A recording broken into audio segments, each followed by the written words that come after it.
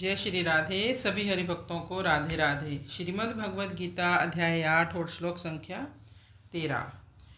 ओम इति एकाक्षरम ब्रह्म व्याहरन् माम अनुस्मरण यः प्रयाति त्यजन् देहं स याति परमां गतिम्।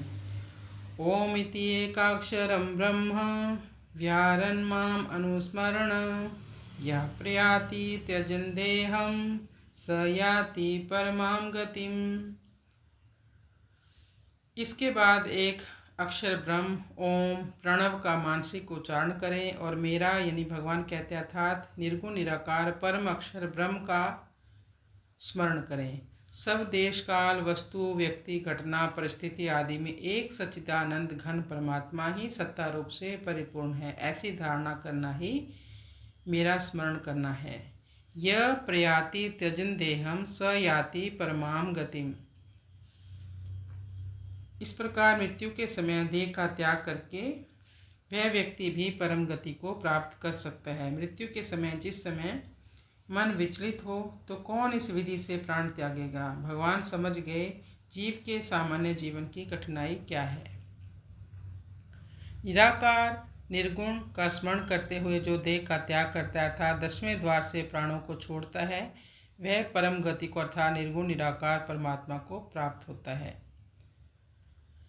इन श्लोकों में योग अभ्यास करने वाले अद्वैतवादी का वर्णन है। व्याहरण पद से मानसिक उच्चारण समझना चाहिए, क्योंकि मन का हृदय में निरोध करने पर और प्राणों को मस्तिष्क में स्थापित करने पर वाचिक उच्चारण होना असंभव है।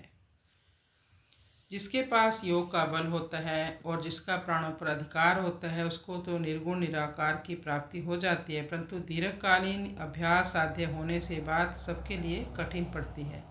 इसलिए भगवान आगे के श्लोकों में अपने अर्थात सगुण साकार की आसानी से प्राप्ति की बात कहेंगे। तो कृष्णाय वासुदेवाय हरये परमात्मने प्रणतक्लेशनाशाय गोविंदाय नमो नमः। तभी कलयुग में अष्टांग योग की बात को निराधार ही कहा है। मृत्यु के समय में अष्टांग योग से प्राण निकालना या मृत्यु होना बहुत मुश्किल है, क्योंकि उस समय शरीर में इतनी पीड़ा होती है कि हम ये सब विधियां कर नहीं पाएंगे।